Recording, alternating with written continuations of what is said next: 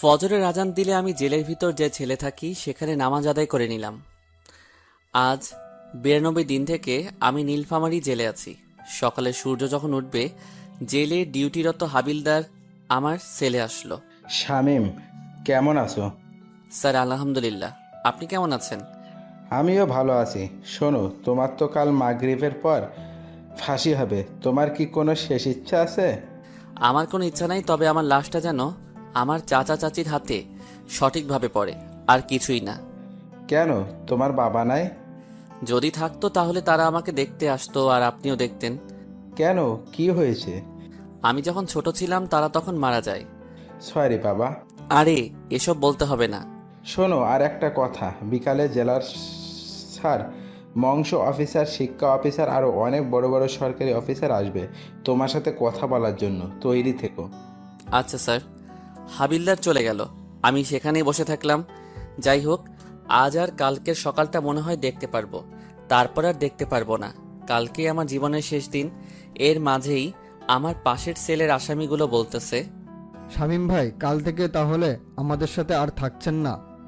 কাল আপনার ফাঁসি হয়ে যাচ্ছে। হ্যাঁ ভাই। ভাই, আপনার কথা খুব মনে পড়বে।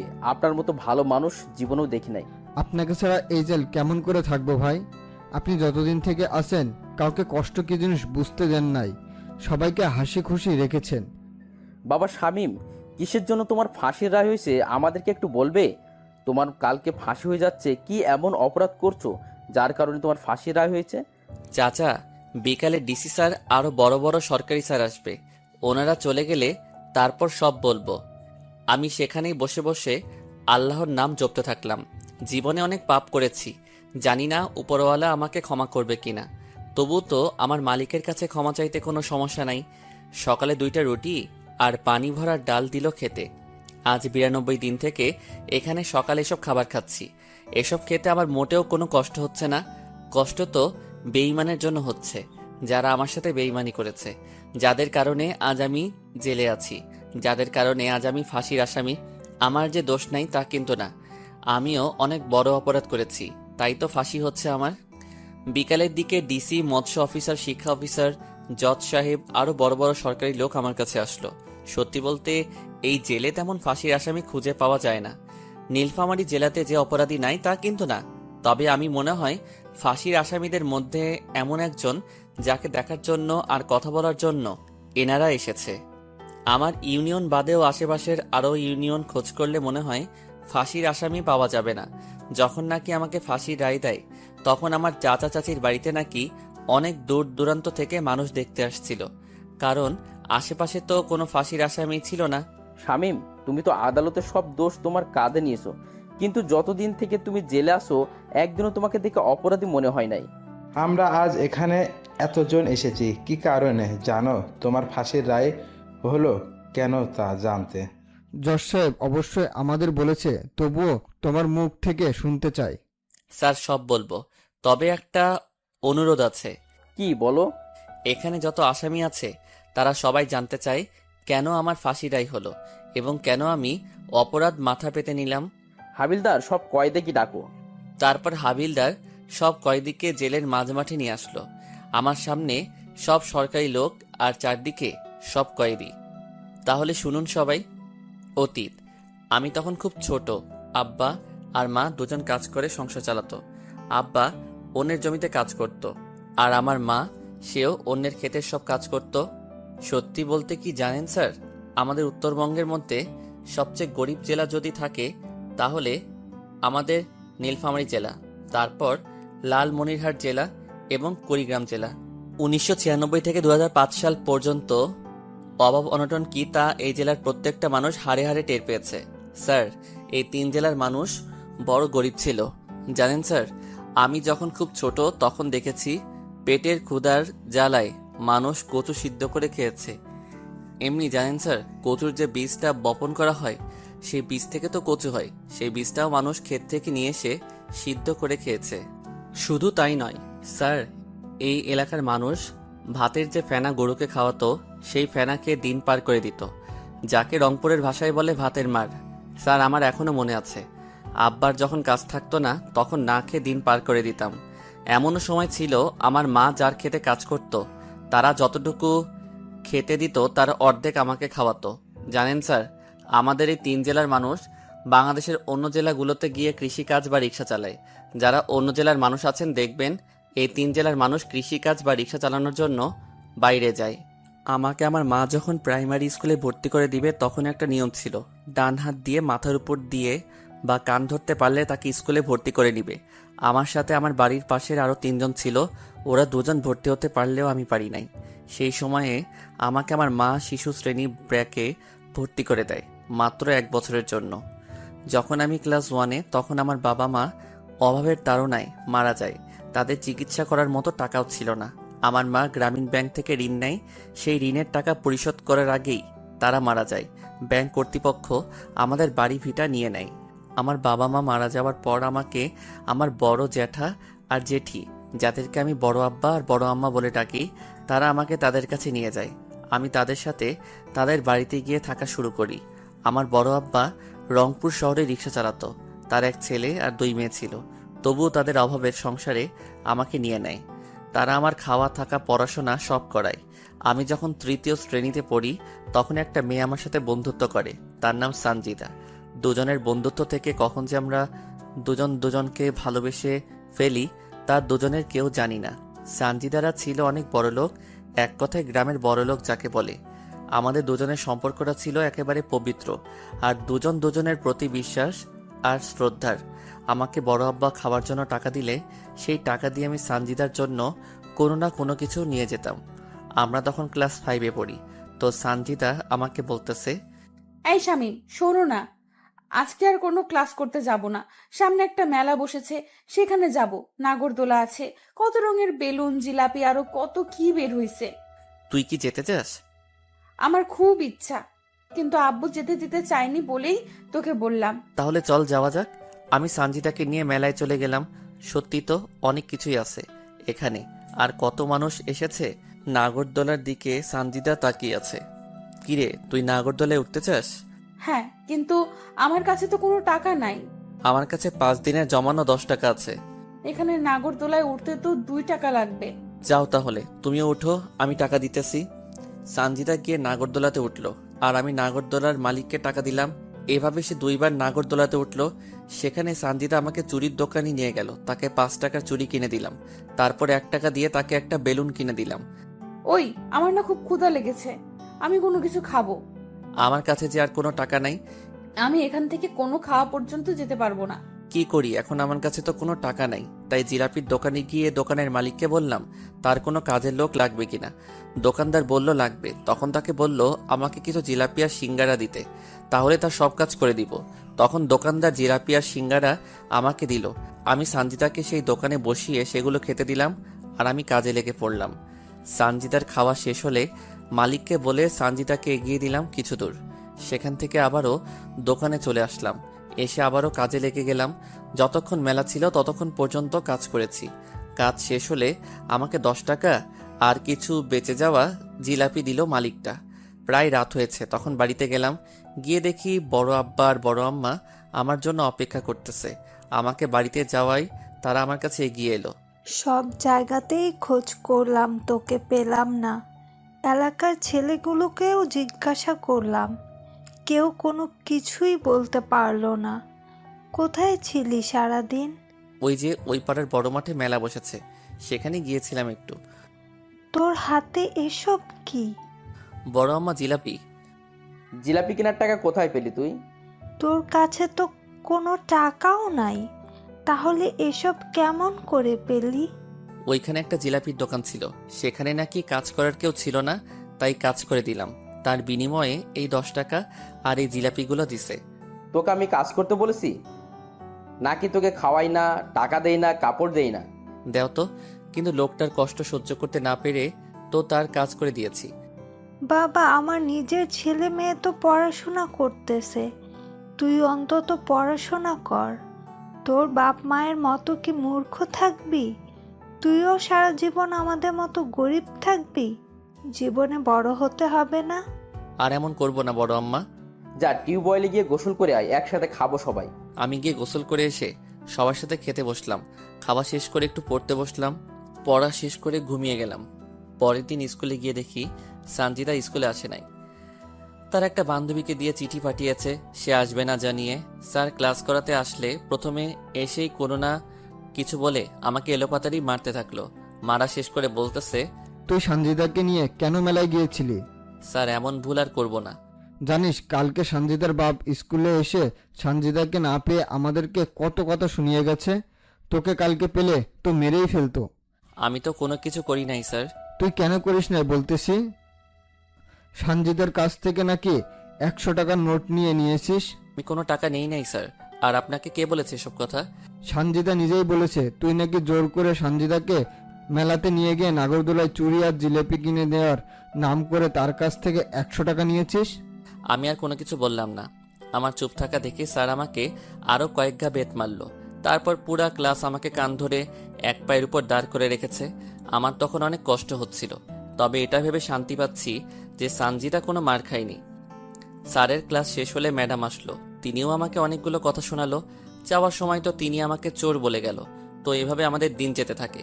কেউ যদি স্কুলে না আসি তাহলে কাউকে দিয়ে চিঠি পাঠিয়ে দেই, অথবা কোথাও দেখা করতে চাইলেও কাউকে দিয়ে চিঠি পাঠিয়ে দিয়ে সেই জায়গায় গিয়ে দেখা করতাম। আমরা যখন 5-এর ফাইনাল পরীক্ষা দিব সেই সময় সানজিদা আমাকে বলে তাকে নাকি একটা নতুন জামা কিনে দেওয়া লাগবে। দেখেন আমি তখনও ছোট, কোনো কাজ কাম জানি না।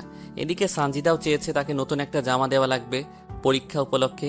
তাই বড় আব্বাকে বললাম আমি তো পরীক্ষা দিব, আমার কিছু টাকা লাগবে, নতুন কাপড় কিনবো। তখন বড় আব্বা আমাকে সাথে করে দোকানে গিয়ে কাপড় নিয়ে দিতে চাইলে আমি তাকে মিথ্যা বললাম। আমার বন্ধু বান্ধবীরা যাবে, আমিও তাদের সাথে গিয়ে জামা কিনবো। বড় আব্বাও আমাকে টাকা দিয়ে দিল। বড় আব্বার কাছ থেকে টাকা নিয়ে পরের দিন আমি সানজিদাকে নিয়ে কাপড়ের দোকানে গেলাম। সানজিদা ওর পছন্দ মতো একটা জামা নিল আর আমার কোনো কিছু নেওয়া হলো না। সেখান থেকে সানজিদাকে তার বাড়িতে পৌঁছে দিলাম। আমি বাড়ির আসার পর বড় আব্বা বলতেছে, কিরে শার্ট কই? আমি না টাকা হারিয়ে ফেলেছি, মিথ্যা বলে কাঁদতে লাগলাম। তার জন্য কান্না করা লাগবে নাকি? দরকার হলে আমি তোকে আবার নিয়ে দিব শার্ট। আমার আর কোনো কিছু লাগবে না বড় আব্বা। এইসব পুরাতন কাপড় পরে পরীক্ষা দিবি? ঈদে তো কিনে দিলে, পুরাতন হলো কেমন করে? আচ্ছা ঠিক আছে। তারপর শুরু হলো পরীক্ষা। সানজিদার সাথে প্রতিদিন তার বাবা মা ভাই বোন আসে, আর আমি একাই যাই একাই আসি। ভাগ্যক্রমে সানজিদার সিট আমার সিট একসাথে।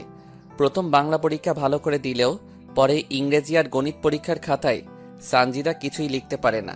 সানজিদা খাতা নিয়ে কান্না করতেছে, তাই আমি নিজে খেলা বাদ দিয়ে সানজিদার খাতায় লিখে দেই আর আমি পরে লিখি।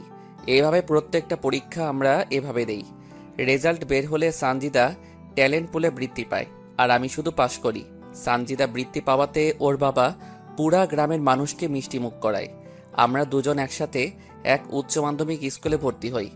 দিন যত যেতে লাগে সানজিদা আর আমার ভালোবাসা দিন আরো বেশি হতে থাকে। এখন শুধু সানজিদা আমার কাছ থেকে কোনো কিছু নিলে সানজিদাও তার পরিবর্তে আমাকে কিছু না কিছু দেয়। হঠাৎ অষ্টম শ্রেণীতে সানজিদা আমাকে বলে তাকে নাকি একটা বোরকা লাগবে, সামনে তার জন্মদিন। তাই অষ্টম শ্রেণীতে থাকা অবস্থায় আমি টিউশন করা শুরু করি। ভাবতে পারেন সানজিদার বাবা এত টাকা পয়সা থাকা সত্ত্বেও আমার কাছে কেন চাই? সত্যি বলতে সানজিদা যদি নতুন কিছু তার জন্য কিনে তাহলে সেটা প্রথমে আমার দেওয়া নিবে, তারপর অন্য কারো। আর এটা দুজনের ভালোবাসার কারণ। অষ্টম শ্রেণী পর্যন্ত আমরা চিঠির মাধ্যমে প্রেম করেছি। আমি তখনও সানজিদাকে কখনো খারাপভাবে স্পর্শ করি নাই। আমরা দুজন অষ্টম শ্রেণী পর্যন্ত এই জায়গায় ওই জায়গায়, নদী ধানক্ষেত সব জায়গায় ঘুরে বেরিয়েছি। অষ্টম শ্রেণীর পরীক্ষাতেও সানজিদা আর আমি একসাথে পাশাপাশি সিটে বসেছিলাম। সবগুলো পরীক্ষাতে সানজিদাকে আমি লিখে দিছি। সত্যি বলতে সানজিদা পড়াশোনায় একটু কাঁচা। সানজিদা অষ্টম শ্রেণীতেও বৃত্তি পায়। একসাথে আবারও আমরা বিজ্ঞান বিভাগে ভর্তি হই। আমাদের পড়াশোনা এবং প্রেম অনেক সুন্দর চলতে থাকে। তো দশম শ্রেণীর টেস্ট পরীক্ষার সময় সানজিদা আমাকে বলতেছে, শামিম, টেস্ট পরীক্ষা শেষ হলে তো তোর সাথে আর আমার দেখা বা কথা হবে না এই 2 মাস। আরে কথা তো চিঠিতে হবে। দেখ শামিম, ছোট মানুষের মতো কথা বলবি না। আর আমরা এখন আর ছোট নেই। আমি চাই দুজন ফোনে কথা বলবো, বুঝলি? কিন্তু আমার তো ফোন নাই। শোন, তুই আমাকে ফোন দিবি আর আমি তোকে নিয়ে দিব, বুঝলি? টাকাও তো নাই আমার কাছে। আর ফোন কিনতেও তো অনেক টাকা লাগে। আরে গাধা, আমাকে তুই বাটন ফোন কিনে দিবি, বুঝেছিস? যাদেরকে টিউশন করাস তাদের কাছ থেকে আগাম মাসের টাকা নিবি। আচ্ছা ঠিক আছে, চলো, বেল দিছে, ক্লাসে যেতে হবে, না হলে পরে গেলে খাতা দিবে না। দুজন পরীক্ষা দিলাম। আমি যাদের টিউশন করাই তাদেরকে বলে আগাম মাসের বেতন নিলাম। তারপর শেষ পরীক্ষার দিন আমি সানজিদার হাতে একটা ফোন তুলে দিলাম, আর সানজিদা আমাকে একটা ফোন দিল। তো ফাইনাল পরীক্ষার আগ অবধি আমরা দুজন শুধু ফোনে কথা বলেছি। এসএসসি ফাইনাল পরীক্ষার খাতাতেও আমি সানজিদাকে লিখে দিছি। রেজাল্ট বের হওয়ার আগ পর্যন্ত আমরা ফোনে নিয়মিত কথা চালিয়ে গেছি। পরীক্ষার আগে সানজিদা আমাকে একটা অনেক দামি ঘড়ি গিফট করে। রেজাল্ট বের হলে এবার সানজিদা A+ পায়, আমি কোনো রকম পাশ করি শুধু। ক্লাসে সবাই জানে সবচেয়ে ভালো ছাত্র আমি, কিন্তু আমি পরীক্ষার খাতায় কিছুই লিখতে পারি না। দুজনে বাড়ির পাশে যে কলেজ আছে সেখানে ভর্তি হলাম। এবার সানজিদা আমার সাথে ফোনে তেমন একটা কথা বলে না, সব সময় পড়া নিয়ে ব্যস্ত থাকে, কারণ তাকে মেডিকেলে চান্স পেতে হবে, তাই এমন পড়াশোনা। তবে আমাদের প্রেমে কেউ ঢোকেনি, আর আমাদের পরিবারও জানে না। ফোনেও মাঝে মাঝে কথা হয় আমাদের। কলেজের ফার্স্ট ইয়ারে থাকা অবস্থায় সানজিদার বড় আপুর বিয়ে হয়। সানজিদা সবাইকে দাওয়াত করলেও আমাকে দাওয়াত করে না। এতে অবশ্য আমি মোটেও মন খারাপ করিনি। বিয়ে হয়ে যাওয়ার পর সানজিদা আবারও কলেজে আসা শুরু করে দেয়। সব বন্ধু বান্ধবী বলা শুরু করে বিয়ে বাড়িতে নাকি সানজিদা তার বোনের দেবরের সাথে উড়াধুরা নৃত্য করেছে। এই, তোর সাথে কথা আছে। বল, কি বলবি? তুই আর আমি কি এখনো সেই ছোট আছি? না, কিন্তু কেন? এখন থেকে তুই আমাকে আর আমি তোকে তুমি করে বলবো।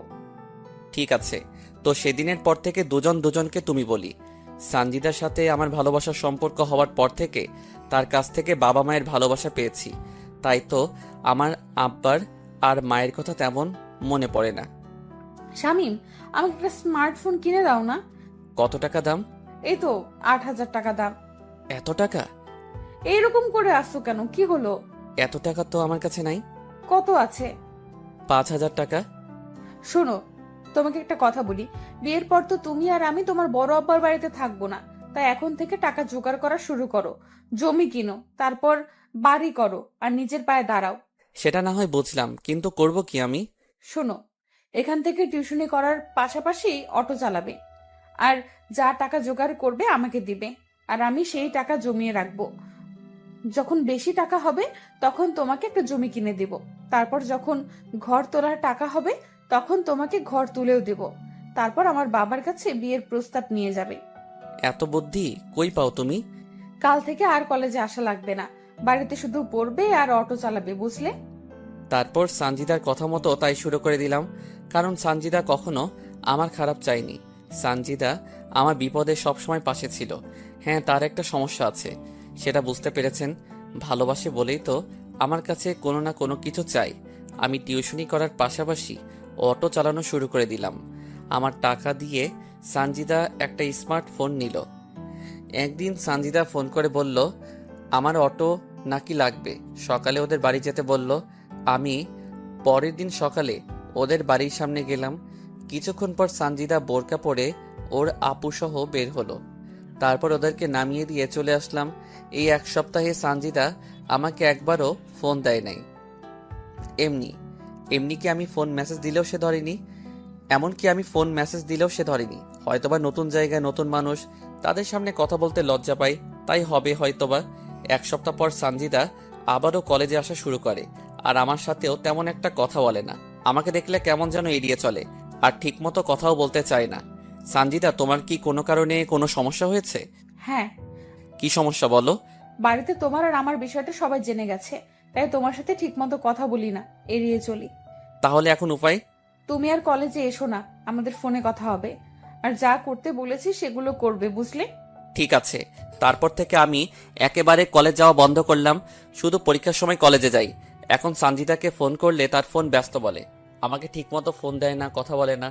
তার ফোনে কল দিলে সবসময় ব্যস্ত বলে, আমি মেসেজ করলে উত্তর দেয় না। তো একদিন দুপুরে আমি অটো নিয়ে কলেজে গেলাম, গিয়ে দেখি সানজিদা ফোনে হেসে হেসে কার সাথে যেন কথা বলতেছে। আমাকে দেখেই ফোনটা কেটে দিল। কি ব্যাপার, আমার ফোন ধরো না, মেসেজ করলে উত্তর দাও না? আসলে বাড়িতে আমাকে ফোন চালাতে দেয় না। কই, আমি ফোন দিলে তো ব্যস্ত বলে। তোমার নাম্বার তো আমি ব্লক লিস্টে রেখে দিয়েছি, যাতে কেউ জানতে না পারে। আর তুমি এখন এখান থেকে যাও, রাতে তোমাকে ফোন দিব, কেউ আমাদের একসাথে দেখলে সমস্যা হবে। আমি সঞ্জিতাকে বিশ্বাস করি আর সে কখনো আমাকে মিথ্যা কথা বলবে না। তারপর থেকে আবারও নিয়মিত আমাদের কথা হতে থাকলো, তবে বেশি না, 10 থেকে 15 মিনিট। সত্যি বলতে দুদিন থেকে খুব ডিপ্রেশনে আছি। যদি বেঁচে থাকি আর মন মানসিকতা ভালো থাকে তাহলে ইনশাল্লাহ কালকেও পর্ব দিব। তারপর আমাদের এইচএসসি ফাইনাল পরীক্ষা হতে থাকলো। এবার সে আগের ঘটনা ঘটলো। আমি লিখে দিলাম সানজিদাকে। পরীক্ষার পর সানজিদা তার বোনের বাড়িতে বেড়াতে যায়। যাওয়ার আগে আমাকে শুধু বলে যে কয়দিন তার বোনের বাড়িতে থাকবে, আমার সাথে সে কথা বলতে পারবে না। আমিও তার কথা মেনে নিলাম, কারণ যদি কোনো কারণে তার সমস্যা হয়। আমি পরীক্ষার রেজাল্ট বের না হওয়া পর্যন্ত আমি সানজিদার সাথে কথা বলতে পারি নাই। তবে মানুষের মুখে শুনেছিলাম সানজিদা তার বোনের বাড়ি থেকে অনেক আগে এসেছে, কিন্তু সে আমার সাথে কোনো যোগাযোগ করে নাই। রেজাল্ট বের হলো, সানজিদা এবারও A+ পেল। তারপর সানজিদার বাবা কিছু টাকা ব্যয় করে সানজিদাকে রংপুর মেডিকেল কলেজে ভর্তি করিয়ে দিল। তারপর থেকে সানজিদা রংপুরে থাকা শুরু করে দেয়। তবে সানজিদা রংপুর যাওয়ার পরও আমার সাথে তার প্রতিদিন যোগাযোগ হতে থাকে। তো একদিন সানজিদাকে আমি ফোন দেই, সানজিদা, আমার এখনো পর্যন্ত মোট কত টাকা তোমার কাছে আছে?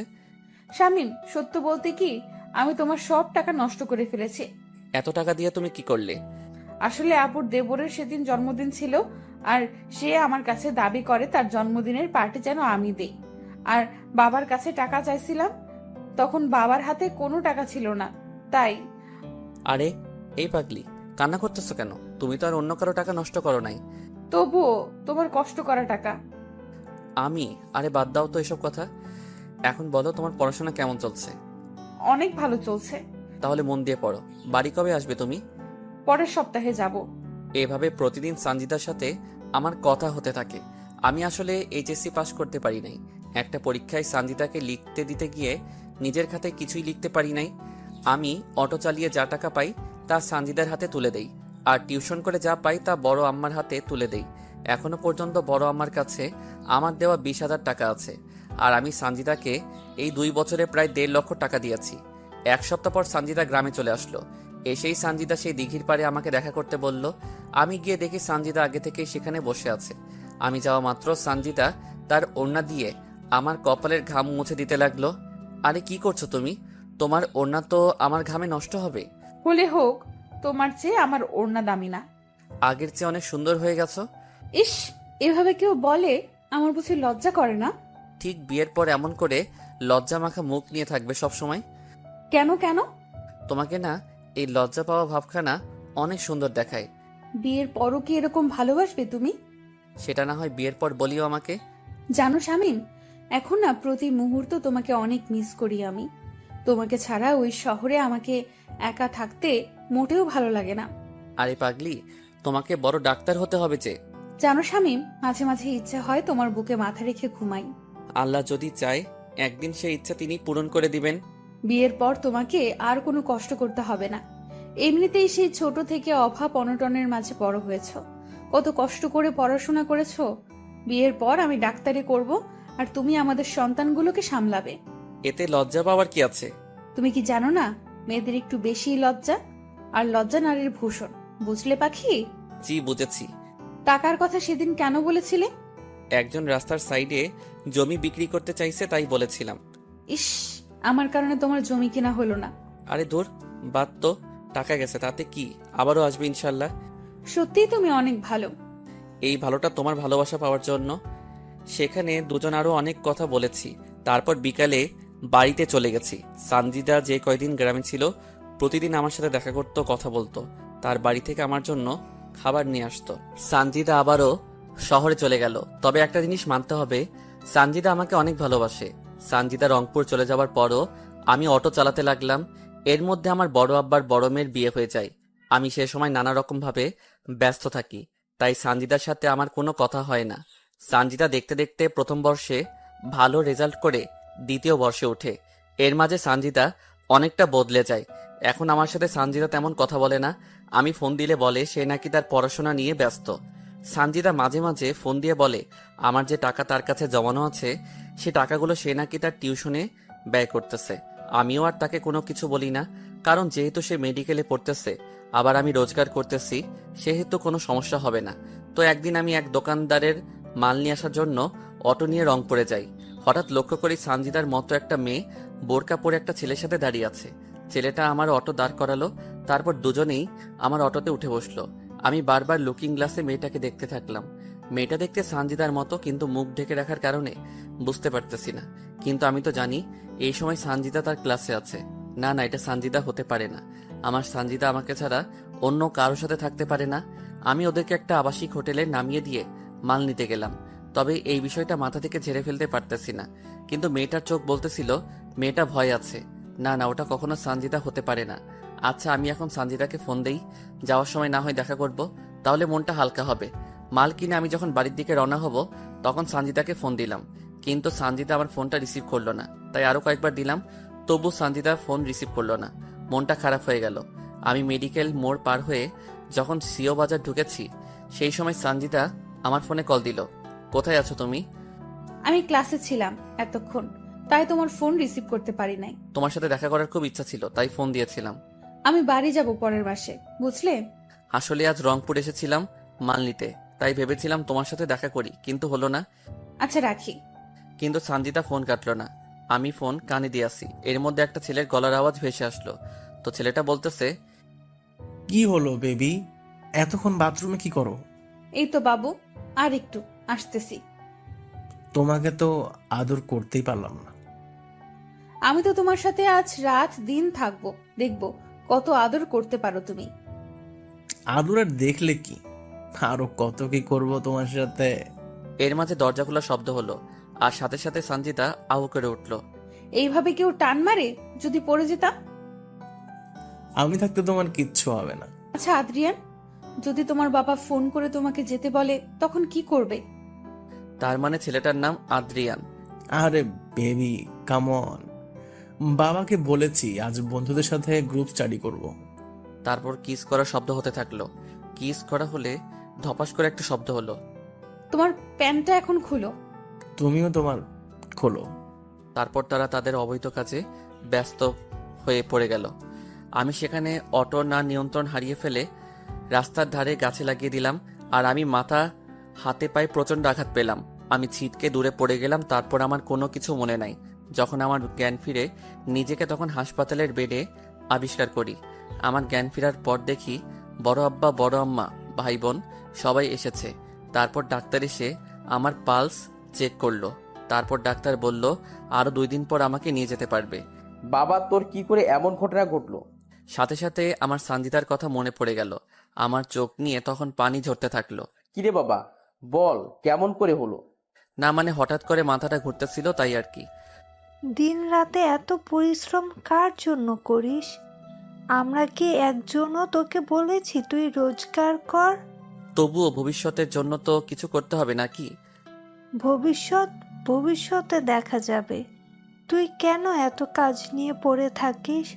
তুই এত টাকা কার জন্য কামাই করিস? সারাদিন অটো চালাস, রাতে মানুষের বাচ্চাকে পড়াস, অনেক রাত পর্যন্ত জেগে থাকিস। কেন এত কষ্ট করিস তুই? থাক, ও এখন অসুস্থ, ওকে এখন এসব বলার দরকার নেই। আগে সুস্থ হোক, তারপর সব আলোচনা করা যাবে। তারপর তারা চলে গেল। আমি সেখানে আরো 2 দিন ছিলাম।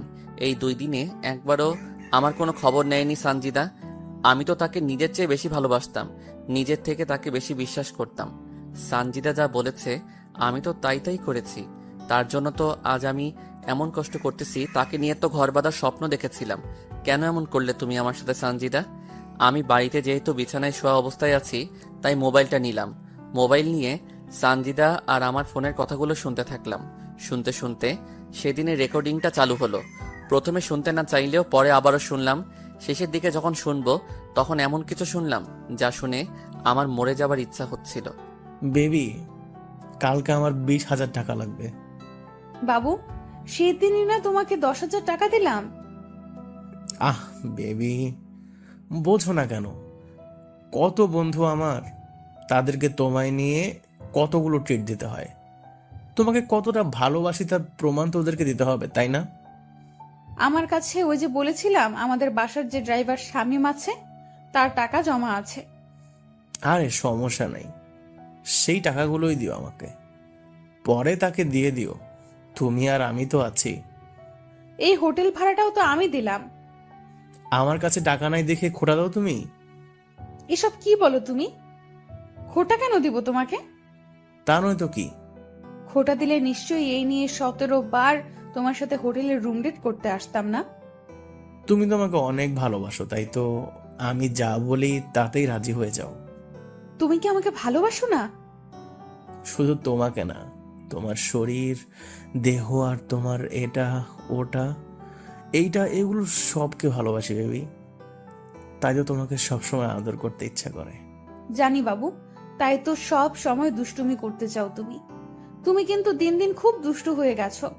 আমার যেখানে সেখানে দাঁত বসিয়ে দাও। আমি আর শুনতে পারলাম না এমন সব নোংরা কথা তারা বলতেছিল। তার মানে আমি অ্যাক্সিডেন্ট করার পরও ফোন কাটে নাই সানজিদা। সানজিদা এতটা খারাপ হলো কেমন করে? সানজিদা তো এমন ছিল না। ভালোবাসলে যে এত কষ্ট পেতে হয় তা তো জানতাম না। কেন আমার সাথে বেইমানি করলো সানজিদা? আমার তো কোনো স্বার্থ ছিল না। তাকে আপন করে পাওয়ার জন্য কত কি নাই করতেছি। সে তো আমার সুখ দুঃখে সাথী ছিল। তার ভালোবাসা পেত, আমার আব্বা মায়ের ভালোবাসার কথা ভুলে গেছিলাম।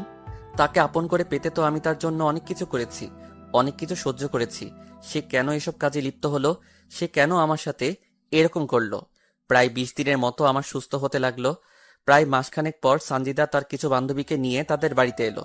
তারা যখন গ্রাম ঘুরতে বের হলো তখন আমি সানজিদার সাথে কথা বলার জন্য তাদের কাছে গেলাম। আমি প্রায় তখন সানজিদার কাছে গেলাম, তখন শুনতে পেলাম, আচ্ছা সঞ্জিতা, তুই আদ্রিয়ান ভাইয়াকে কেন ভালোবাসা শুরু করে দিলি? আরে আদ্রিয়ানের বাবা একজন বড় ডাক্তার, আবার তার নিজের একটা ক্লিনিক আছে। তাই বলে শামীমের ভালোবাসা ভুলে যাবি? শামীমের কি আছে? শামীম আমাকে কি দিতে পারবে? আর আদ্রিয়ানের বাবার অনেক টাকা আছে, আর ক্লিনিক আছে। আর আমার আদ্রিয়ানকে চাই, তাহলে সারা জীবন পায়ের উপর পা তুলে খেতে পারবো, আর ডাক্তারও হব। আমার জানা মতে আদ্রিয়ান ভাইয়া তোকে ভালোবাসে না, আর আদ্রিয়ান ছেলে হিসাবেও ভালো না। আদ্রিয়ানকে তোদের চেয়ে আমি ভালো করে চিনি। আর আদ্রিয়ানকে দেখেছিস? সে কত হ্যান্ডসাম, কত স্মার্ট। আর শামীমের কি আছে? না চেহারা আছে, না আছে বাড়ি, না আছে গাড়ি, না আছে টাকা। শামীমের কোনো না থাকলেও তার টাকা দিয়ে চলতেছিস তুই। আর আদ্রিয়ান, একদিন দেখবি আদ্রিয়ান তোকে ছুঁড়ে ফেলে দেবে, তোর সব শেষ করে দিবে, রাস্তায় নেমে দেবে। একটা কথা বলতো, এই পর্যন্ত কি আদ্রিয়ান তোর জন্য কোনো টাকা ব্যয় করেছে? না। তোর যেদিন টাকা শেষ হবে তোকেও ছেড়ে দে, আর একজনকে সে ধরবে। চুপ কর তো, বেশি বলিস তুই। শোন, আমাকে আর এসব বলবি না। তাহলে শামীম? শামীমকে চিনি না, আর তাকে ভালোবাসা যায় না, কাজের ছেলে বানানো যায়। আমি সানজিদার এমন কথা শুনে তার কাছে আর গেলাম না। সেখান থেকে বাড়ি চলে আসলাম। কিন্তু সানজিদার কথা ভুলতে পারলাম না। তাকে তো অনেক ভালোবাসি, তাকে তো অনেক বিশ্বাস করতাম। আমাকে যদি ভালো নাই বা বাসতে, তাহলে তো আমাকে আগে বলতে পারতো, সানজিদা আজ টাকা গাড়ি বাড়ি নাই দেখে আমাকে নিয়ে তুমি খেললে। আজ আমাকে তোমার বাড়ির কাজের লোক বলতে পারলে। আজ আমাকে ছেড়ে আর একজনের বুকে মাথা রেখে রাত কাটাও। আমি তোমাকে তো কোনোদিনও তোমার অনুমতি ছাড়া তোমার হাতটাও ধরি নাই। আর তুমি কিনা আজ অন্যের কাছে নিজেকে বিলিয়ে দিলে। আজ আমার সমস্ত কষ্টের টাকা তুমি আনন্দ ফুর্তি করে শেষ করে দিলে। একবারও কি আমার কথা মনে পড়ে নাই? একবারও কি আমার কষ্টটা তোমার চোখে ভেসে উঠলো না? কি করে পারলে আমার জীবন নিয়ে খেলা করতে? কি করে পারলে আমার পবিত্র ভালোবাসা এভাবে শেষ করে দিতে? আমি আবারও অটো চালানো শুরু করে দিলাম। এখন আর আমি সানজিদাকে ফোন করি না, তার কাছে টাকা জমা রাখি না। আমার পরিশ্রমের টাকা আমার বড় আমার হাতে দেই। তিনি এখন আমার টাকা জমিয়ে রাখতেছে। সানজিদাকে ভুলে থাকার জন্য সব সময় ব্যস্ত থাকি, কিন্তু তাকে ভুলতে পারি না। কেন জানি মনটা বারবার তাকে দেখতে চাই, ভালোবাসা পেতে চাই। আমার যে তাকে ছাড়া চলতেছে না, আমার যে সানজিদাকে লাগবেই। শত চেষ্টার পরও সানজিদাকে ভুলতে পারলাম না। প্রতিনিয়ত সানজিদার কথা মনে পড়ে। সত্যি বলতে সেই স্কুল জীবন থেকে কলেজ জীবন পর্যন্ত তার সাথে ছিলাম, তার কাছ থেকে ভালোবাসা শিখেছি। এই সানজিদার সাথে সব জায়গাতে ঘুরে বেরিয়েছি। সানজিদা যখন তার ওড়না দিয়ে আমার শরীরের ঘাম মুছে দিত, তখন পৃথিবীর সৃষ্ট সুখী মনে হয়েছিল নিজেকে। যখন নিজ হাতে খাইয়ে দিত, মনে হতো যেন আমাকে অমৃত খাইয়ে দিতেছে। আমার বিপদে সবসময় তো পাশে ছিল, আমার কষ্ট তো সহ্য করতে পারতো না। না, আমার সানজিদা আমার সাথে কোনো অন্যায় করতে পারে না। আর যদি সে সত্যি সত্যি অন্যায় কাজ করেও থাকে, তবুও সব ভুলে গিয়ে তার সাথে নতুন করে সব শুরু করব। আমাকে এই দুনিয়াতে তো সানজিদা অনেক ভালোবাসে, আমার মন বলতেছে। সানজিদা ঠিক আমার কাছে ফিরে আসবে। মানুষ তো জীবনে অনেক অন্যায় করে, অনেক ভুল করে, না হয় সানজিদাও করেছে। এইভাবে অনেক দিন চলে যায়, যা গণনার বাইরে। তবুও সানজিদা বাড়িতে আর আসে না, আর আমি সানজিদাকে ফোন দিলেও সানজিদা ফোন ধরে না। আমি তবুও আশা ছেড়ে দেই না, আমার শুধু তাকে লাগবে। সানজিদার সাথে আমার আর কোনো দেখা কথা বলা হয় না প্রায় 6 মাস। আমি তার আশাতে প্রতিনিয়ত থাকি। মন বলে সে আসবে, পরক্ষণে মন আবার বলে সে তো এখন অন্য কারো, তাহলে আমার কাছে আসবে কেন? মনে ভাবনা ছিল প্রেম মহান, কিন্তু সানজিদা শিখিয়ে দিল টাকা প্রধান। হয়তো আজ আমার কোনো কিছু নাই, আমি এতিম, তাই হয়তো সে আমার থেকে চলে গিয়ে অন্য কারো হাত ধরেছে। মনে ভাবনা ছিল একই বৃন্তে হব দুটি ফুল, কিন্তু সে আজ অন্য কারো। শত চেষ্টা করেও সানজিদাকে আমি ভুলতে পারি নাই। প্রতিদিন তার চিন্তা, তার কথা মাথায় ঘুরপাক খায়। চাইলেও কি তাকে ভুলে থাকা যায়? তাকে তো আমি অনেক বেশি ভালোবাসি। হয়তো সে অন্য কারো বুকে তার ভালোবাসা খুঁজে। তো প্রায় 8 মাস যাওয়ার পর হঠাৎ একদিন সানজিদা আমাকে ফোন দিল। আমি তো ফোনে সানজিদার নাম দেখে অবাক। আমি ভাবতে পারিনি সানজিদা আমাকে ফোন দিবে। আমি তড়িঘড়ি করে ফোন রিসিভ করলাম। ফোন রিসিভ করা মাত্র সানজিদা কান্না করতেছে। কেমন আছো তুমি? এইভাবে কান্না করতেছো কেন? আমার সব শেষ হয়ে গেছে শামীম। আজ আমি বড্ড একা হয়ে গেছি। আজ নিজেকে খুব একা লাগছে। আজ আমার পাশে কেউ নাই। কি হয়েছে বলবে তো আমাকে, নাকি না বললে বুঝবো কি করে? তোমার কি টাকা লাগবে? আমার কোনো টাকা পয়সা লাগবে না, আমার শুধু তোমাকে লাগবে। আমি তোমার বুকে মাথা রাখতে চাই। আরে এভাবে কান্না করতেছো কেন? কি হয়েছে আমাকে তো বলবে নাকি? তুমি আজ বিকেলে ভিন্ন জগতে আমার সাথে দেখা করো। তোমার সাথে আমার আজ অনেক না বলা কথা আছে, সেগুলো তোমাকে আমি বলবো। ঠিক আছে, আমি সময় মতো চলে যাব। আমি কিছুই বুঝলাম না সানজিদার কথার মানে সে আমাকে কি বলতে চাচ্ছে। তবুও এতদিন পর যেহেতু ফোন করেছে, আবার দেখা করতে বলতেছে, আমাকে তো অবশ্যই যেতে হবে তার কাছে। হোক না সে আমাকে ভালো না বাসে, কিন্তু আমি তো তাকে ভালোবাসি। আমি সানজিদার কথা মতো ভিন্ন জগতে চলে গেলাম। আমি গিয়ে সেখানে নালার এক সাইডে বসে থাকলাম। আমি ভিন্ন জগতে যাওয়ার প্রায় ঘন্টাখানেক বাদে সানজিদা চলে আসলো। সাথে আরো 2টা মেয়ে আছে। ওরা এসে আমার পাশে বসলো। আমি সানজিদার দিকে তাকিয়ে দেখলাম মুখটা শুকিয়ে গেছে আর চোখগুলো তলিয়ে গেছে। মুখের উজ্জ্বল ভাব আর আগের মতো নাই, কেমন যেন কালো কালো হয়ে গেছে। তা তোমার চেহারার এই অবস্থা কেন? আমি ঠিক আছি, কিন্তু তুমি এমন হয়ে গেছো কেন? আমি কেমন করে ভালো থাকি বলো? তুমি আজ অন্য কারো। সানজিদা এবার আমার দিকে চোখ বড় বড় করে তাকালো। হয় ভাবতে পারতেছে না আমি কেমন করে জানলাম। ওভাবে তাকিয়ে লাভ নাই, আমি সব জানি। মানে কেমন করে? মনে আছে তুমি আর তোমার বয়ফ্রেন্ড আমার অটো করে আবাসিক হোটেলে গিয়েছিলে? তারপর বাড়ি ফেরার পথে তুমি আমাকে ফোন দাও এবং ফোন না কেটে তোমার বয়ফ্রেন্ডের সাথে কি কি করো, কি কি বলো সব শুনি। তুমি সব শুনেছো? জানো সেই সময় আমি অ্যাক্সিডেন্ট করে হাসপাতালে ভর্তি হই। কি, তুমি হাসপাতালে ভর্তি ছিলে? জানো তো সেখানেও তোমার কথা বারবার মনে হয়েছিল। তোমাকে না ভুলতে পারি নাই আমি, তাই তো তোমার কথা সবসময় মনে হতো। জানো যেদিন তোমার বান্ধবীকে বলেছিলে তুমি আমাকে ভালোবাসো না, তুমি ভালোবাসো ওই টাকাওয়ালা ডাক্তারের ছেলেকে, সেদিন না পৃথিবীতে নিজেকে বড্ড একা একা লাগছিল। যেদিন শুনেছি ওই ছেলের সাথে তুমি 20 বার হোটেলে রুম ডেট করতে গিয়েছিলে, সেদিন না আমার দেহের আত্মাটার মরণ হয়ে গেছে। আমি ভুল করেছি, আমাকে ক্ষমা করে দাও। আমি আর জীবনেও তোমাকে ছাড়া অন্য কাউকে ভালোবাসবো না। তুমি যা বলবে তাই শুনবো। আমার কথা বা কবে শুনেছো তুমি? আমি না তোমার দেহটাকে ভালোবাসি নাই, তোমার বুকের ভেতর যে সুন্দর মনটা ছিল সেটাকে ভালোবেসেছিলাম। তুমি কেমন করে আমাকে ঠকিয়ে অন্য কারো বিছানায় সঙ্গী হও? একবারও কি এই এতিম অসহায় ছেলেটার কথা মনে পড়ে নাই? তোমার ভালোবাসা পেয়ে তো আমার নিজের মরা বাবা মাকে ভুলে গিয়েছিলাম।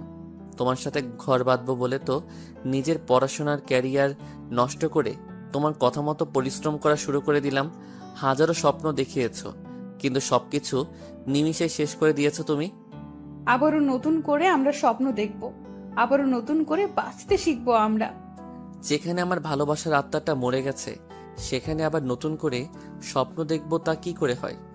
আমি তো সব দোষ করেছি, আমি তো সব ভুল করেছি। তুমি তো কোনো দোষ করো নাই, তুমি তো কোনো ভুল করো নাই, তাহলে কেন তোমার আত্মা মরে যাবে? যেখানে আপনজন অন্য কাউকে পেয়ে আমাকে ভুলে যায়, অন্য কারো ভালোবাসা পেয়ে আর একজন ঠকায়, সেখানে কেমন করে বেঁচে থাকি? একটাবারও কি খবর নিয়েছো বেঁচে আছি নাকি মরে গেছি? একবারও কি জানতে চাইছো আমার মন কি চাই, কি বলে? তোমার কোন ইচ্ছাটা পূরণ করি নাই? তোমার জন্য তো নিজেকে শেষ করে দিয়েছি। সব জানি, আমি নিজের স্বার্থের জন্য তোমাকে ব্যবহার করেছি। হ্যাঁ, তোমাকে ধোকা দিয়েছি। হ্যাঁ, তোমার কোনো খবর নেই নাই। হ্যাঁ, তোমাকে অবহেলা করেছি। প্লিজ আমাকে ফিরিয়ে দিও না। এবার না সত্যি সত্যি আমি মরে যাব। তোমাকে খুব চাই, তাই বলে তোমাকে আমার জীবনে দ্বিতীয় কোনো সুযোগ দিতে চাই না। তুমি তোমার বয়ফ্রেন্ডের কাছে চলে যাও। তখন সঞ্জিতার বান্ধবী আমাকে বলতেছে, ভাইয়া, যে ছেলেটার জন্য সানজিদা আপনাকে ছেড়ে গিয়েছিল, আজ সেই ছেলেটা সানজিদাকে ভুলে গিয়ে নতুন কারোর সাথে সম্পর্ক শুরু করেছে। আমি বার কি করতে পারি? ভাইয়া, সানজিদা 2বার সুইসাইড করতে চাইছিল, কিন্তু আমরা থাকাই এই যাত্রায় বেঁচে যায়। ভাইয়া, আপনি তো সানজিদার দেহ চান না, তার তো মন চান, তাহলে কেন তাকে গ্রহণ করতে পারতেছেন না? আমার সাথে যে সে আবার বেইমানি করবে না কি গ্যারান্টি আছে? আমাকে যে আবার ধোকা দিবে না তার কি নিশ্চয়তা আছে? আমাকে আবারও অবহেলা করবে না তার কি কোনো নিশ্চয়তা দিতে পারবেন? সাথে সাথে সঞ্জিতা আমার পায়ে লুটিয়ে পড়ল। তোমাকে ছুঁয়ে কথা দিতেছি, তোমাকে ছাড়া আর কাউকে ভালোবাসবো না। তোমাকে আমি অনেক ভালোবাসা দিব। তুমি আর আমাকে কি ভালোবাসা দিবে? দিন রাত তো তুমি ব্যস্ত থাকো, আর আমাকে বাসবে ভালো তুমি? শেষবারের মতো একটা সুযোগ দাও তুমি আমাকে। আমি আর তোমাকে অবহেলা করব না, তোমাকে শুধু ভালোবাসবো। ভাইয়া, আমরা আছি। সানজিদা যা বলতেছে সব সত্য বলতেছে। জানেন ভাইয়া, আজ মাসখানেক থেকে সানজিদা সাহস পাচ্ছে না আপনার কাছে যাবার। সে বারবার বলতেছে সানজিদা আপনার সাথে অন্যায় করে আপনি মেনে নেবেন না। তাই তো আমরা ওকে জোর করে আপনাকে ফোন দিয়ে নিয়ে এখানে আনিয়েছি। আমি কি তার কাছে খেলার পুতুল নাকি? তোদের আগেই বলেছি, এই নষ্টা খারাপ মেয়েকে কোনোদিনও আপন করে নিবে না ও। তোরা তো আমার কথা শুনলি না, আমাকে তো আর কোনো সুযোগও দিল না সে। এই, কে বলেছে তুমি খারাপ? কে বলেছে তুমি নষ্টা? তুমি তো আমার কাছে সেই আগের মতোই পবিত্র। তোমাকে কোথাও যেতে হবে না, শুধু আমাকে একটু ভালোবাসা দিলে হবে। সাথে সাথে সানজিদা কার বান্ধবীর সামনে আমাকে এই প্রথমবার জড়িয়ে ধরলো। আমাকে জড়িয়ে ধরে কান্না করতে থাকলো সঞ্জিদা। এই পাগলি, আর কান্না করতে হবে না, আমি তো আছি। আমি তোমাকে ভালোবাসা দিয়ে তোমার সব অতীত মুছে দিব। তোমাকে আর কাঁদতে হবে না, আমি তোমার পাশে আছি। আমি জানি তো তুমি আমাকে অনেক ভালোবাসো। তারপর সেখানে একটু ঘুরে তারা চলে গেল রংপুরে। সানজিদা এখন নিয়মিত আমার সাথে যোগাযোগ করে, নিয়মিত তার সাথে আমার কথা হয়। সানজিদা একদিন তার বাড়িতে এসে আমাকে নিয়ে একটু ঘুরতে বের হলো। আমরা এলাকাটা একটু ঘোরাফেরা করে আমাদের কলেজের বান্ধবী ইতির বাড়িতে গেলাম। ইতি আমাদেরকে দেখে নাস্তা নিয়ে আসলো, আমরা তা খেলাম। আমাদের দুজনের প্রেমের কথা আমাদের সব বন্ধু বান্ধবীকে জানিয়ে দেই আমরা নিজেই। তারপর ইতি বাইরে গেলে সানজিদা বলতে লাগলো, সত্যি তোমার মতো করে এই পৃথিবীতে কেউ আমাকে ভালোবাসে নাই। তোমার ভালোবাসা পেয়ে আমি আমার কালো অতীত ভুলে গেছি। এখন বুঝেছি দেহের ভালোবাসার চেয়ে মনের ভালোবাসা হাজার গুণ দামি আর পবিত্র। তোমার ভালোবাসা পাওয়ার পর তো আমি নতুন করে বাঁচতে শিখেছি। আমি চাই তুমি খুব দ্রুত আগে বাড়িটা করো, তারপর তোমার ঘরে আমাকে তোলো। এখন অনেক সময় লাগবে, আমার কাছে এখন তেমন কোনো টাকা নাই। কারণ আমার কারণে তোমার অনেক ক্ষতি হয়ে গেছে। আজ আমি তোমাকে অনেক কষ্টের দিকে নিয়ে গেছি। ওসব বাদ দাও তো, ইনশাল্লাহ 1 বছরের মধ্যে নিজের বাড়ি করব। আমি তোমাকে নিয়ে এই জীবন পার করে দিতে চাই। তোমার মাঝে আমার সুখ খুঁজে পেয়েছি আমি। আমিও তোমার সাথে জীবন পার করে দিতে চাই। তোমার সাথে আমি বেঁচে থাকতে চাই, মরে যেতে চাই। সেখান থেকে আমরা চলে আসি। তারপর থেকে আমি আর সানজিদা সময় পেলে দেখা করি, কথা বলি। আমরা দুজন অনেক জায়গায় ঘুরতে যাই। ঠিক স্কুল কলেজ জীবনের মতো শুরু হয়ে গেল। আমরা একে অপরের প্রতি অনেকটা নির্ভর হয়ে পড়ি। দেখতে দেখতে সানজিদার পড়াশোনা প্রায় শেষের পথে আসে। আমিও জমি কিনে বাড়ি করে ফেলি। আমি আবারও আগের মতো বেশি বেশি রোজগার করতে থাকি। অনেক বড় ঘরের মেয়ে সানজিদা, তাকে তো একটু হলেও ভালো রাখতে হবে। সে তো এখন বড় ডাক্তার হচ্ছে, তাকে ভালোভাবে দেখাশোনা করা লাগবে। তো একদিন রাতে সানজিদা আমাকে ফোন দিল। আজ এত রাতে ফোন দিলে যে? কোনো কি সমস্যা তোমার? আমার না কিছু টাকা লাগবে, অনেক প্রয়োজন। কত টাকা লাগবে তোমার? এই তো 30,000 টাকা লাগবে আমার। কালকে তোমাকে দিয়ে দিব। তুমি সত্যি অনেক ভালো, তুমি সত্যি আমাকে অনেক বেশি ভালোবাসো। তোমার জন্য যদি জীবন দিতে পারি, এটা কোনো ব্যাপার হলো? আচ্ছা তাহলে ঘুমাও, কালকে তোমার সাথে কথা হবে। সানজিদা ফোন কেটে দিল। আমিও ঘুমিয়ে গেলাম। পরের দিন বড় আম্মার কাছ থেকে টাকা নিয়ে চলে গেলাম সানজিদার কাছে। আমি ওর হোস্টেলের সামনে অটো দাঁড় করিয়ে সানজিদাকে ফোন দিলাম। সানজিদার সাথে সাথে হোস্টেলের বাইরে চলে এলো। আমি সানজিদার হাতে টাকা দিয়ে দিলাম। তুমি আজ এই টাকা দিয়ে আমার যা উপকার করলে আমি তা তোমাকে বলে বোঝাতে পারবো না। তোমার সামান্য কাজে আসতে পেরেছি, এটাই অনেক। তোমাকে সাহায্য করব না তো কাকে সাহায্য করব? তুমি ছাড়া আমার জীবনে বা আর কে আছে? তোমার মতো একজনকে পেয়ে আমি সত্যি অনেক খুশি। তোমার মতো করে কেউ ভালোবাসতে পারবে না। তোমাকেও পেয়ে আজ অনেক খুশি আমি। সেদিন সানজিদাকে টাকা দিয়ে বাড়ি চলে আসলাম আমি। আমার সাথে সানজিদার ভালোবাসা গভীর থেকে গভীরে যেতে থাকলো। আমি এখন অনেকটা সানজিদা নির্ভর হয়ে গেছি। আমার এখন দিনরাত সানজিদা ছাড়া চলে না। সানজিদাকে টাকা দেওয়ার পর 2 দিন সানজিদার সাথে আমার কথা হয়। এই 2 দিনে বুঝেছি সানজিদা এখন আমাকে সত্যি অনেক ভালোবাসে। 3 দিনের দিন রাত 10টার সময় সানজিদা আমাকে ফোন দিল। কি করো তুমি? কি আর করব, আমার একটা পাগল আছে, তার কথা ভাবতেছি। শুনি, সে পাগলটাকে? ফোনের ওপারে যে আমার সাথে কথা বলতেছে সেই পাগলটা। পাগল তো তোমারই আমি, তাই না? নতুন করে কি বলা লাগে? আচ্ছা, রাতে খেয়েছো তুমি? মাত্র খেয়ে আমার পাগলটাকে ফোন দিলাম। আচ্ছা, তুমি খেয়েছো? একটু পরে খাবো। কেন কেন? এই আসলাম সবে, গোসল করে খাওয়া করব। এখন এত কষ্ট করতেছো কেন তুমি? তোমার এখন নিজের বাড়ি আছে, আর কি চিন্তা করা লাগে? এত কাজ করলে কি হবে বলো? বারে, তোমার আমার ভবিষ্যতের জন্য কিছু জমাতে হবে না? আর তাছাড়া তোমার তো এমনিতেই মাঝে মাঝে টাকা লাগে, তখন কি করে দিব? আর বেশি দিন তোমাকে জ্বালাবো না, আর তোমাকে কষ্ট দিব না। আর মাত্র কয়েকটা মাস চলে গেলে আমি পুরো দমে একজন ডাক্তার হব।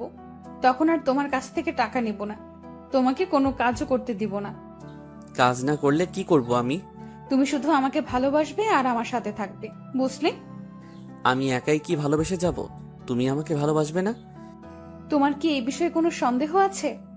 নিজের থেকেও বেশি বিশ্বাস করি তোমাকে, আর সন্দেহ করব তোমাকে আমি? আমি জানি আমার পাগলটা আমাকে অনেক ভালোবাসবে আর বিশ্বাস করবে।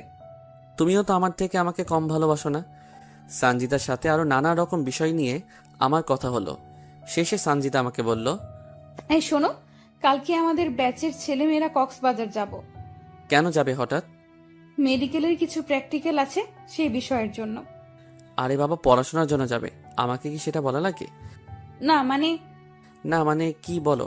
টাকা লাগবে? সেদিনে তো টাকা দিলে, টাকা লাগবে না। তাহলে? আসলে আমরা 5 দিনের জন্য সেখানে যাচ্ছি, আর 5 দিন তোমার সাথে কোনো কথা বলতে পারবো না, তাই। আরে দূর, এটা কোনো ব্যাপার হলো? তোমার পড়াশোনা আগে, তারপর আমি।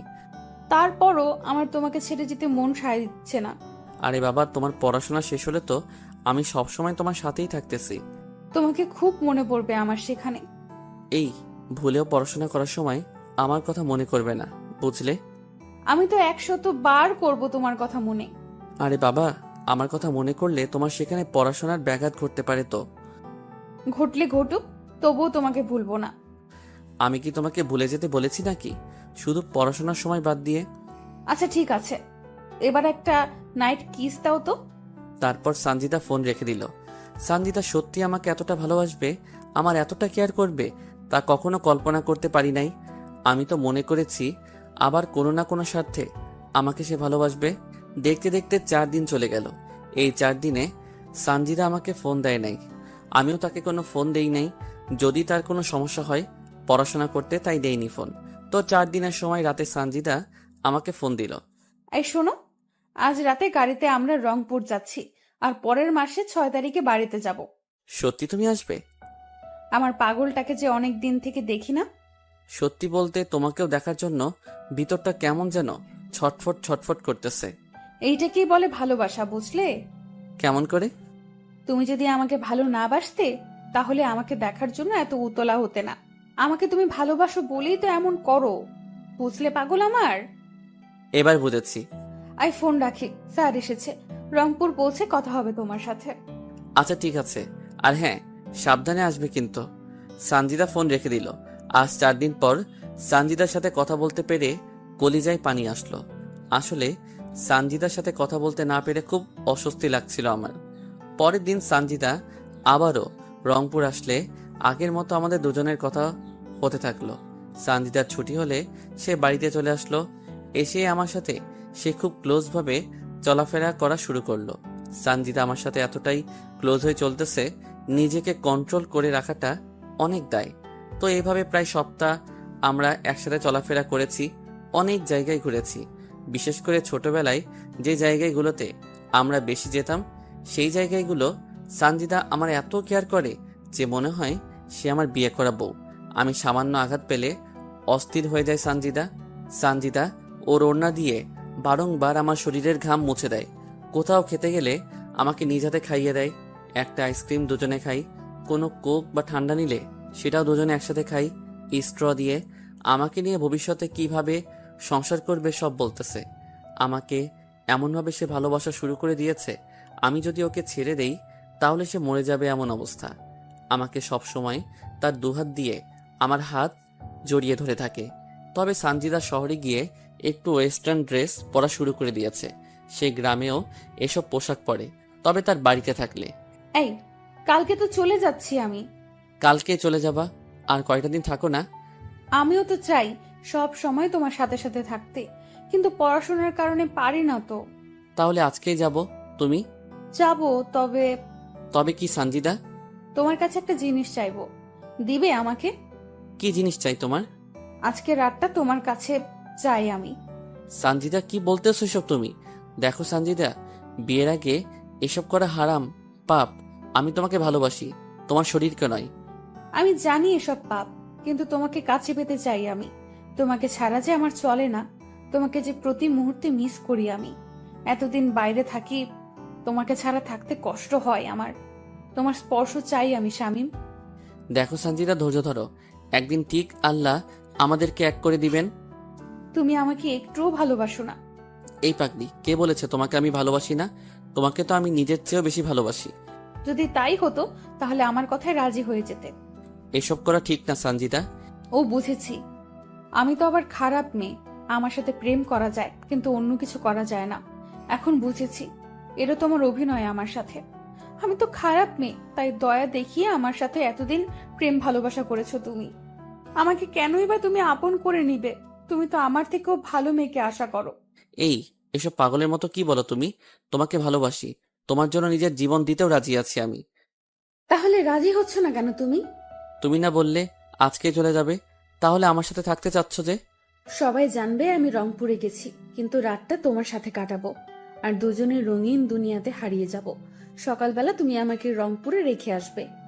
আমি এসব পারবো না, আর আমি এখনো বড় আবার বাড়িতে থাকি, কেউ দেখলে বা জানলে সমস্যা হবে। বাহ, তাহলে তো ভালোই হলো। মানে? তোমার নতুন বাড়িতে আমাদের দুজনের বাসর হবে, আর আমি নতুন বউ হয়ে তোমার বাড়িতে যাব, বুঝলে? তাহলে কেউ জানবেও না, শুনবেও না। না, আমি পারবো না তোমার সাথে এসব করতে। আমার কথায় যদি রাজি না হও তাহলে এখানেই নিজের ক্ষতি করে ফেলবো, বলে দিলাম। কি করবে তুমি?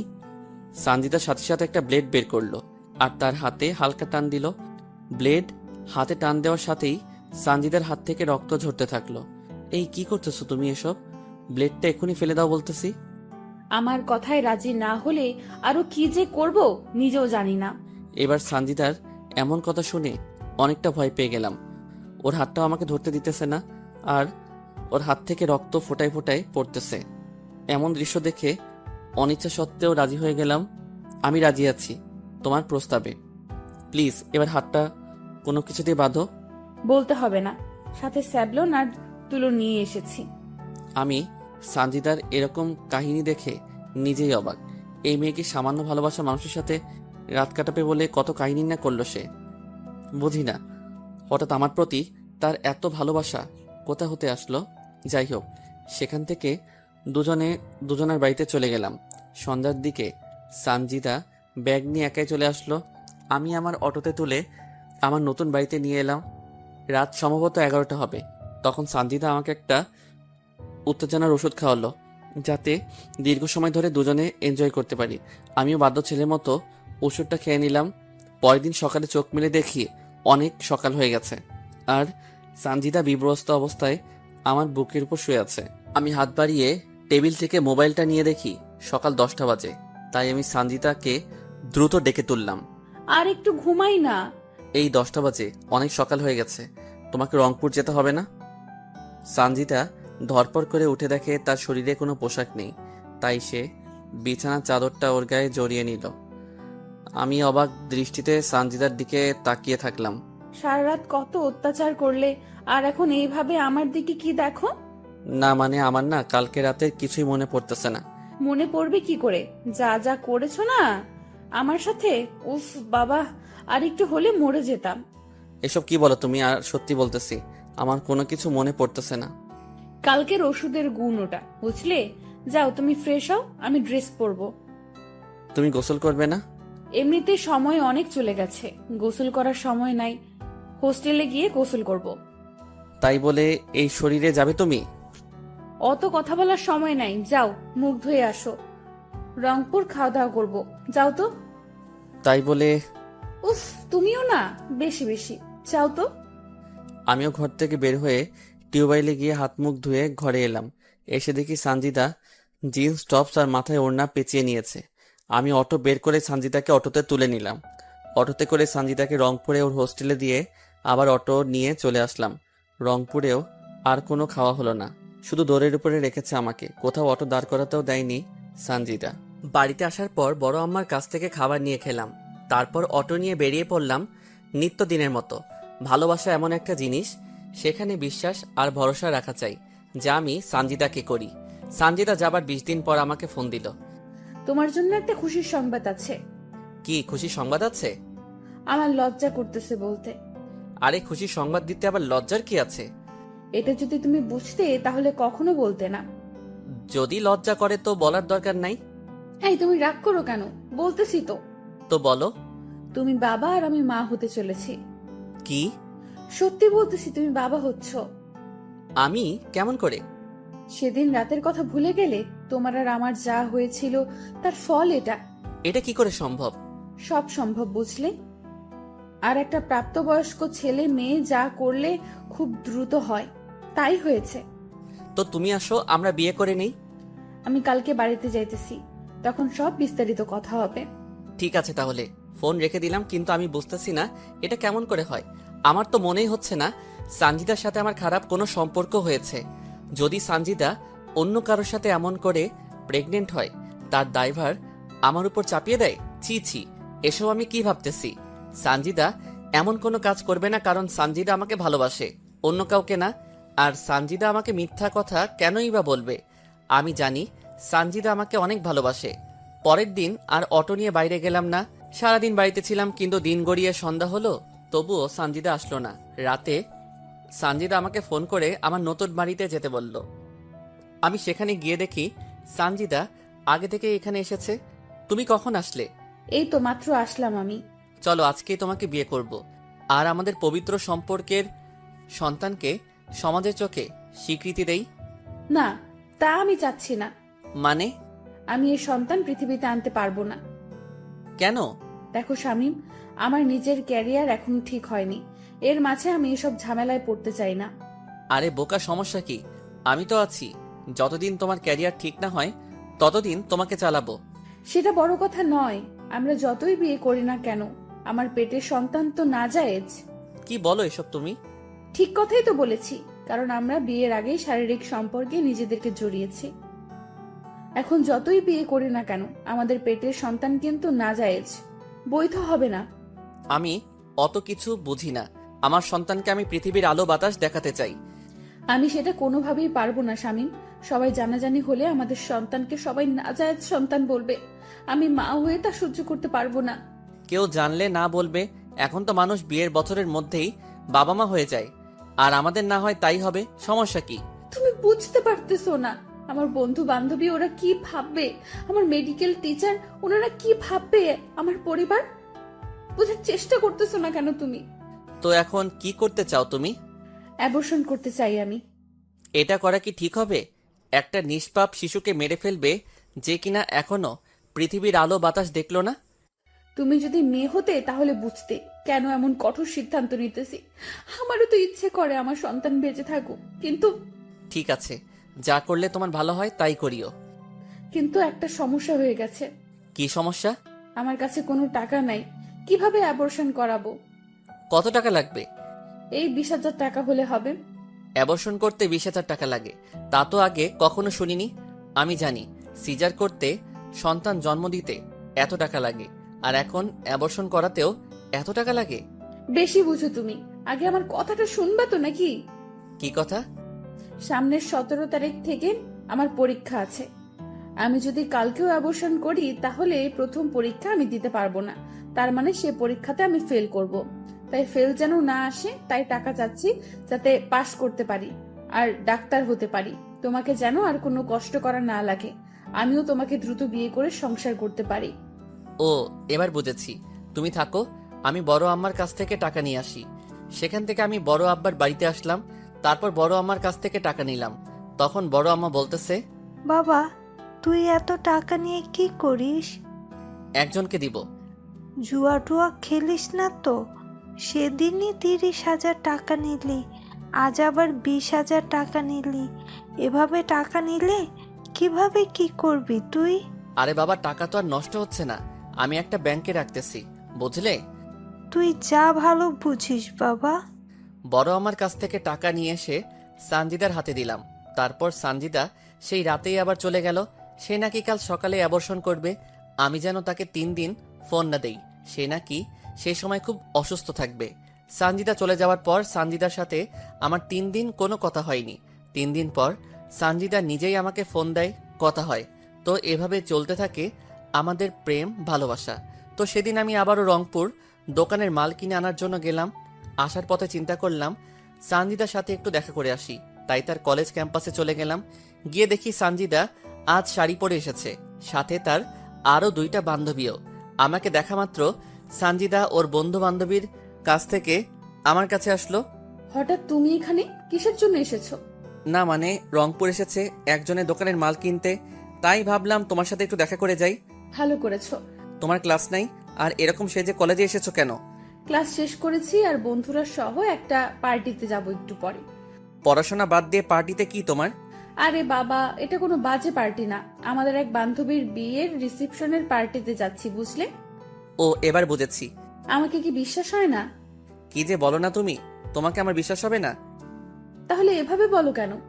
আর এইভাবে বলবো না। আমাদের কথা শেষ হয়নি, একটা ছেলে বাইক নিয়ে সরাসরি আমাদের কাছে আসলো আর এসে সানজিদাকে বলল তার বাইকে উঠতে। ছেলেটা দেখতে অনেক সুন্দর আর হ্যান্ডসাম, ড্রেস আপও বড় লোক বাবার ছেলের মতো। যে কোনো মেয়ে তার প্রেমে পড়তে বাধ্য হবে। আর তার কথা বলার ধরন দেখলে মনে হবে যেন তার কথায় মিষ্টি মিশানো। আচ্ছা শামিম, তাহলে তুমি বাড়িতে যাও, আমি এবার পার্টিতে যাই, এমনিতে অনেক দেরি হয়ে গেল। তারপর সানজিদা ছেলেটার বাইকে করে চলে গেল।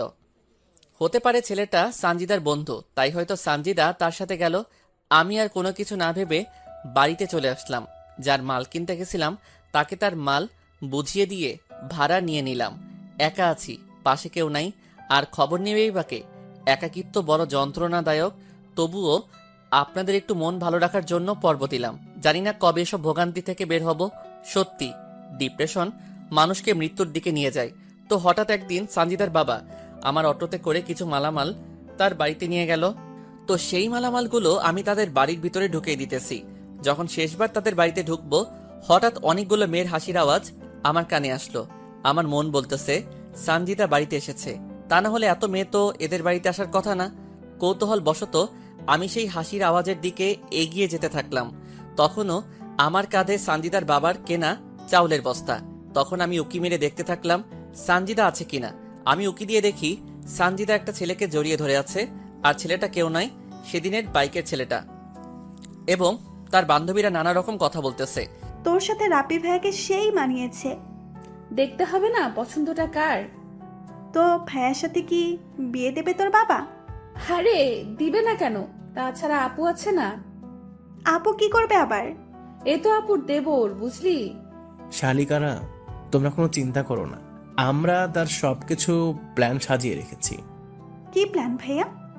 আরে, আমরা কোর্ট ম্যারেজ করে রাখবো, পরে না মেনে নিলে আমরা পালিয়ে যাব। আর সানজিদা তো ডাক্তারি পড়ছেই, আমাদের কোনো সমস্যা হবে না। এর মাঝে সানজিদার রাব্বিকে ডাক দিলে রাব্বি সেখান থেকে চলে যায়। তখন সানজিদার সেই বান্ধবী, মানে যার কথাতে সানজিদাকে মেনে নিয়েছিলাম, সে বলতেছে, সানজিদার শামীম ভাইয়াকে কি এভাবে ঠকানো ঠিক হচ্ছে তোর? দেখ সৌরভী, ঠিক না ভুল তা জানি না, তবে আমার রাব্বিকে চাই। তাছাড়া আদ্রিয়ান আমাকে ধোকা দেওয়ার পর এই রাব্বি আমাকে সঙ্গ দিয়েছে। আর শামীম ভাই? ওটা ছিল মাত্র একটা সাপোর্ট। কারণটা হলো আদ্রিয়ানের সাথে আমার ফোনে ঘন্টার পর ঘন্টা কথা বলার অভ্যাস ছিল, তাই সেই ঘাটতিটা শামীমকে দিয়ে পূরণ করেছে। তাহলে শামীমের কাছ থেকে যে টাকাগুলো নিতি? বাবা যে টাকাগুলো দিত বন্ধু বান্ধবীদের সাথে ঘুরে ফিরে করে পার্টি করা ইত্যাদি করতেই শেষ হয়ে যায়, তাই তো ওই বলদটাকে ব্যবহার করেছি। তবে বলদটার টাকা দিয়ে আমার অনেক উপকার হয়েছে। মানে? দেখ, তোরা তো আমার বান্ধবী, আর তোরা তো আমার সব কথাই জানিস, তাই এসবও জেনে রাখ। শামীমের টাকা দিয়ে আমি পড়াশোনা যা লাগে তা ব্যবহার করছি, আর রাব্বির সাথে রুম ডেট করতে ব্যয় করছি। তবে রাব্বিও আমাকে টাকা দেয়, কিন্তু তেমন দিতে পারে না, কারণ সেও পড়াশোনা করে।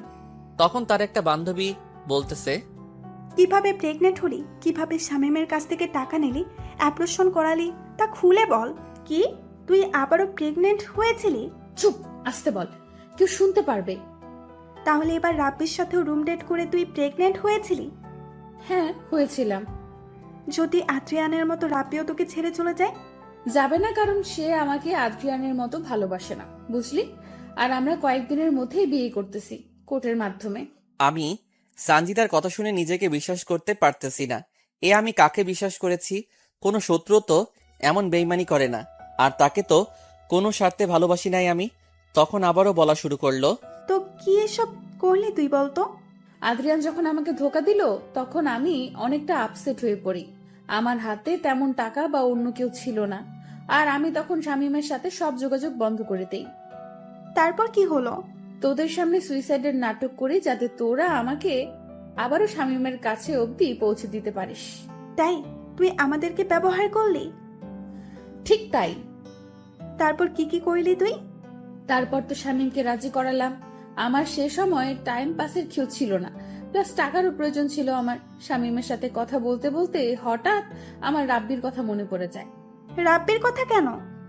আরে বলতেছি তো, আমার আপুর যখন বিয়ে হয় সে সময় রাব্বি আমাকে প্রপোজ করে, আর আমি তাকে ঝুলিয়ে রাখি। আদ্রিয়ান আমাকে ছেড়ে দেওয়ার পর আমি রাব্বির সাথে যোগাযোগ করি, আর রাব্বিও রাজি হয়ে যায়, কিন্তু আমার তেমন একটা কথা বলতো না, তাই আমি রাব্বির সাথে প্রেম আর শামীমের সাথে অভিনয় করি। আর তুই প্রেগনেন্ট হলি কি করে? রাব্বি তো পড়াশোনা নিয়ে ব্যস্ত থাকে, আর দেখতে অনেক সুন্দর, বাবার টাকা পয়সা গাড়ি বাড়ি আছে, আর রাব্বির সাথে অনেক মেয়ের সুসম্পর্ক, তাই আমি রাব্বিকে নানা রকম অজুহাত দেখিয়ে রাজি করাই। কিন্তু তখন সে হোটেলে রুম ভাড়া নিবে, টাকা নাই, তাই বুদ্ধি করে শামীমের কাছ থেকে টাকা নিই, আর শামীমকে বলি আমি 5 দিনের জন্য কক্সবাজার যাচ্ছি পড়াশোনার জন্য। সেখানে গিয়ে আমি আর রাব্বি রুম ডেট করি, আর আমাদের সেই সময়কার কিছু ভিডিও আর পিক তুলে রাখি, যাতে রাব্বি আমাকে ছেড়ে না যায়। একেই বলে ধোকা খেলে অন্যকে কিভাবে ধোকা দিতে হয়। তারপর কি করলি? সেখান থেকে রংপুর আসার কিছুদিন পর জানতে পারি আমি আবারও প্রেগনেন্ট। তাই বুদ্ধি করে বাড়িতে চলে আসি, আর শামীমের সাথে এমন ভাবে মিশি যেন সে আমাকে কাছে পাওয়ার জন্য পাগল হয়, কিন্তু শালা বোকা কিছু কাজের না, তাই আমি তার সাথে শারীরিক সম্পর্ক করার জন্য বলি। পরে রাজি হলে তাকে ঘুমের ওষুধ খাওয়াই, আর সে কিছু জানে না। পরে কি হলো? পরে তাকে ফোন করে বলি আমি প্রেগনেন্ট আর সে বাবা হতে যাচ্ছে। সে শুনে তো খুশিতে পাগল হবার অবস্থা। পরে তার বাড়িতে গিয়ে বলি আমি এ বাচ্চা নিব না। তার সে কি কান্না, আর পারে না, পায়ে পড়ে। পরে শামীমকে বুঝিয়ে সুজিয়ে রাজি করাই, আর অ্যাবর্শন করার কথা বলে আরো 20,000 টাকা নেই। আর রাব্বি জানে শামীমের সাথে আমার প্রেমের অভিনয়ের কথা। শামীম ভাইয়ের সাথে এসব কেন করতে গেলি? কেন তার জীবনটা নষ্ট করতে গেলি তুই? তোর জন্য তো সে অনেকটা পাগল। তোর সবকিছু জানার পরেও তো তোকে আপন করে নিয়েছিল। কোন মেয়েটা টাইম পাস না করে? সবাইকে এক ভাবিস না। আরে রাগ করিস কেন? সবার কথা তো বলি নাই, এমন অনেকে আছে যারা টাইম পাস করে। আমিও নিজেকে ভালো রাখার জন্য শামীমকে ব্যবহার করেছি। একটা বিষয় বুঝলাম না, শামীম ভাইয়ের সাথে তোর কিভাবে পরিচয় হলো? দুজনে একসাথে একই স্কুলে কলেজে পড়েছি, সেখান থেকে পরিচয়। সত্যি বলতে তার সাথে কোনো সম্পর্ক করার ইচ্ছা ছিল না। তাহলে? ও খুব ভালো ছাত্র ছিল, আর আমি পড়াশোনা তেমন পারতাম না, তাই তাকে ব্যবহার করেছি আর এমন ভাবে তার সাথে কথা বলেছি আর মিশেছি মনে হবে তাকে ছাড়া আমি অচল। আর যখন দেখলাম আমার জন্য শামীম সব করতে পারে, সব করতে প্রস্তুত, তখন তো নিজেকে ধন্য মনে করা শুরু করলাম। আর তাকে দিয়ে কত টাকা হাতিয়েছি তার হিসাব নেই। এতে আমার পড়াশোনার হাত খরচ, পোশাক, চলাফেরা করা খুব ভালো হয়েছে। একটা এতিম গরিব ছেলের সাথে এসব করা কি তোর ঠিক হয়েছে? যদি শামীম জানতে পারে বা তার নিজের কোনো ক্ষতি করে? জানতে দিলে না জানবে? রাব্বিকে বিয়ে করে ওকে বলবো বাড়ি থেকে জোর করে বিয়ে দিয়ে দিছে, বাস শেষ, ইচ্ছা খতম। এগুলো করা ঠিক হচ্ছে তোর, সঞ্চিতা? এই বেশি কথা বলিস না তো। তোদের জন্য রাব্বির সাথে একান্ত সময় কাটাতে পারতেছি না, তার চেয়ে বরং রাব্বিকে নিয়ে শামীমের বাড়ি গিয়ে একটু মজা করি।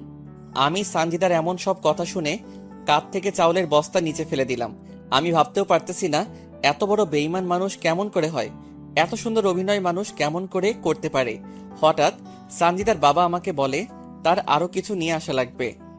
আমি সানজিদার বাবা সহ আবারও বাজারে গেলাম। বাজারে যাওয়ার পর সানজিদা আমাকে ফোন দিল। কেমন আছো তুমি? এই তো বাইরে আছি।